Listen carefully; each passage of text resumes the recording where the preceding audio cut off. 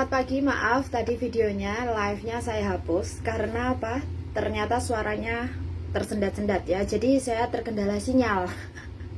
Oke, akan saya ulangi. Nah, di sini saya akan berbicara tentang hak mutlak pekerja migran Indonesia atau pekerja migran di Hong Kong, nggak hanya Indonesia saja, atau domestic helper di Hong Kong. Berdasarkan kontrak kerja kita itu ada jelas beberapa hak di mana mutlak atau wajib bagi pekerja, yaitu diantaranya adalah satu, gaji.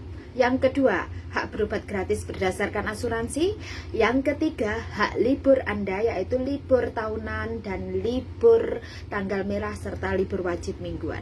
Ya, nah ini adalah hak mutlak kita yang notabene sudah tertulis di dalam kontrak kerja kita di halaman 1 dan halaman 2. Nah, halaman 1 diantaranya adalah kewajiban gaji, food allowance, ya kan, terus ditambah hak libur serta hak izin tinggal berdasarkan dimana yang sudah diberikan oleh majikan sebagai perantara kita. Oke.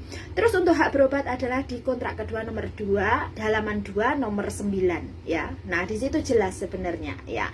Oke, dan di halaman 2 nomor 13, 14 dan 15 adalah di mana jika terjadi kematian, ya kan? Jika terjadi kematian atau mungkin terjadi kecelakaan, majikan wajib memulangkan dan membiayai pemulangan jenazah tersebut hingga ke tempat asal dan wajib memulangkan semua barang dan hak milik pekerjanya ke alamat yang tertera atau alamat di mana tempat tinggal pekerja tersebut.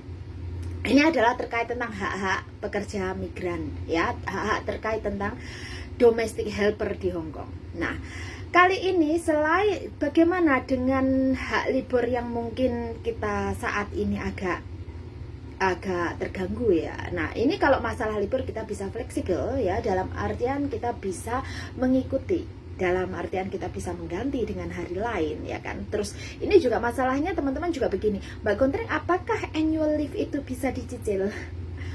Sebenarnya sih tidak bisa ya, tapi bisa, itu bisa asal kesepakatan. Anda boleh setuju, Anda juga boleh menolak. Tetapi bukan berarti di saat Anda dicicil liburnya, mungkin kan begini ya, Cece, ini saya ambil, kamu ambil ke annual leave kamu, ya kan? Nah, terus kamu libur tahunannya dicicil berapa hari sekali, kayak gitu, itu boleh. Tapi di saat Anda libur itu tidak boleh dipotong gaji. Ini artinya sudah dibayar ya. Nah, jadi teman-teman saat ini mengalami kesulitan di dalam hal ini mengkomunikasikan. Anda boleh setuju, Anda boleh tidak setuju. Tetapi di saat Anda disuruh libur untuk libur tahunan Anda, di saat dicicil Anda tidak boleh dipotong gaji dan Anda tidak perlu bekerja ya. Nah, terus selanjutnya, masalah selanjutnya adalah food allowance. Nah, ini sering teman-teman menyatakan, Mbak, apakah boleh kita meminta cash? Ini cash yang bagaimana dulu? Karena food allowance ini adalah satu alternatif saja, dimana jika memang mungkin majikan tidak masak di rumah, ya kan? Tapi kalau kalian meminta cash, artinya ingat di dalam kontrak kerja kita halaman 3 bagian bawah sendiri, fasilitas dan akomodasi. Nah, dilihat lagi di situ Anda tidak berhak atas listrik, kulkas. Artinya tidak berhak atas tersebut, fasilitas tersebut secara personal atau secara pribadi, namun bisa di-share dalam artian sharing ya. Nah, kalau sharing sama majikan artinya free dong ya kan. Nah, tapi kalau Anda meminta cash, full cash, food allowance, artinya bagaimana? Listrik, air, dan juga kulkas ya Anda harus bayar sendiri dong. Nah, mau dipotong? Untuk membayar bill ini Anda harus komunikasikan dengan majikan. Nah, misal ya, misal kalian merasa makanannya nggak cocok atau bagaimana, nah dikomunikasikan ya, dikomunikasikan. Jadi bukan berarti kita food allowance-nya 1.000 lebih loh, tapi majikan ngasih makannya itu seenaknya. Kemauan Pak, ya kan? Kalau kalian memang nggak cocok ya beli sendiri. Dalam artian kan bukan berarti majikan Anda tidak memberi makan, bukan majikan tidak menyediakan makanan, tetapi karena Anda lidahnya yang tidak cocok. Itu dua hal yang berbeda ya. Terus masalah selanjutnya adalah gaji. Gaji ini setiap bulannya harus dikasih dan tidak boleh lambat, paling lambat adalah 7 hari atau 10 hari dari tanggal Anda gajian. Nah, kalau melebihi itu Anda bisa menanyakan Nah, sebenarnya apakah didenda? Denda itu adalah pihak labor yang menentukan, karena tidak ada peraturan didenda berapa persen dari gaji, tidak ada ya. Tidak ada yang bilang bahwa didenda 10% dari gaji, tidak ada. Tidak ada tulisan tersebut. Tetapi Anda bisa mengkonsultasikan ke labor. Hanya satu yang menjadi patokan, jika majikan Anda tidak menggaji Anda lebih dari 2 bulan. Artinya sama halnya dengan kontrak, Anda sudah diputus. Kenapa? Nah, 2 bulan tidak digaji karena majikan memang tidak mau menggaji, ini beda lagi. Apakah Anda sudah meminta? Anda sudah meminta tapi majikan no respon, ya kan? Ini berbeda lagi. Nah, hari ini ada yang inbox saya, kenapa gajiannya sampai 5 bulan tidak digaji dan Anda diam saja? Ini pertanyaannya. Nah, apakah Anda tidak tahu? Ataukah Anda sudah terbiasa?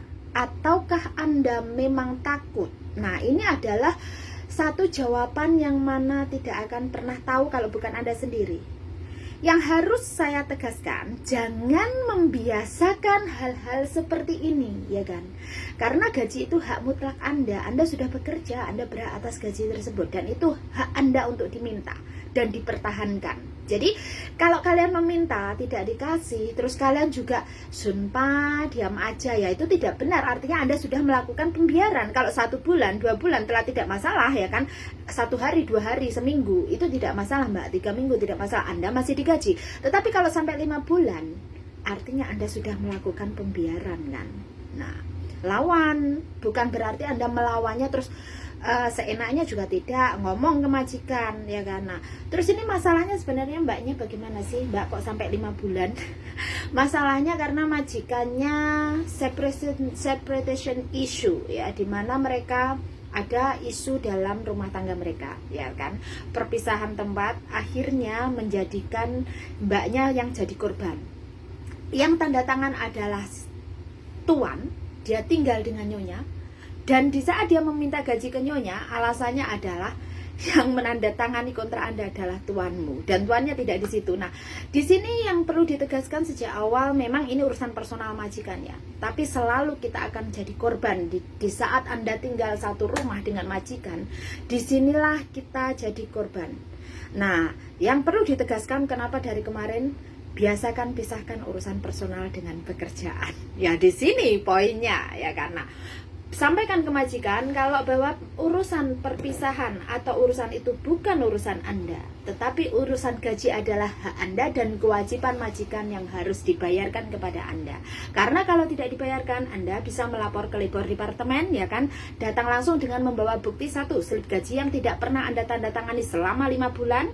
Yang kedua, bukti chat Anda meminta kepada majikan Anda bahwa Anda meminta gaji Anda tetapi majikan tidak merespon, tidak mau membayar. Nah, ini yang harus kalian punya buktinya sebelum kalian menuntut ke labor departemen, ya kan. Nah, terus bagaimana Mbak Kontring nanti kontraknya berlanjut apa tidak? Terserah Anda.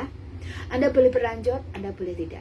Karena pada dasarnya di saat majikan sudah tidak membayar gaji Anda, itu sama saja dengan sudah terjadinya pemutusan kontrak. Dan bahkan Anda boleh meninggalkan rumah majikan dengan tanpa memberi pemberitahuan, atau tanpa memberi notis, bahkan atau mengganti rugi 1 bulan gaji. Tidak perlu, karena hak Anda sudah dirampas. Nah, tetapi kalau Anda diam saja, ya artinya Anda siap.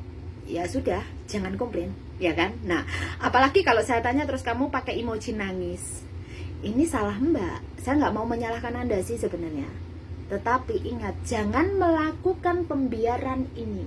Nah, di mana hak-hak tersebut yang harus Anda pahami adalah Anda, itu hak Anda, milik Anda, dan Anda yang harus berjuang, bukan siapa-siapa, ya. Nah, ingat, hak wajib kita adalah 1, gaji. Yang kedua adalah berobat, ya kan. Yang ketiga adalah hak libur, di mana libur wajib, libur tahunan, libur tahunan terbayar, dan libur tanggal merah. Nah, pastikan Anda tahu hak-hak Anda, juga food allowance-nya. Nah, jadi kalau sebelum komplain, dipahami isi kontrak kerjanya. Dan ingat, sebenarnya isi kontrak kerja ini sudah pernah saya tulis, saya terjemahkan ke dalam bahasa Indonesia di tahun 2016 di masa saya masih di IMWU, dan itu adalah pendidikan dari IMWU, sebenarnya terjemahan dari IMWU. Memang itu kontrak yang hijau, tapi pada dasarnya hijau dan biru adalah sama, yang membedakan hanya di halaman 4, ya kan, di bagian terakhir tentang membersihkan jendela. Nah, coba dipelajari kembali isi kontrak kerjanya, biar kalian di saat adu argumen kalian tahu apa yang harus dilakukan. Nah, ingat, tidak ada yang bisa membantu selain Anda sendiri, tidak pula saya, tidak pula siapapun di luar sana, ya kan. Jadi Anda yang harus memperjuangkannya.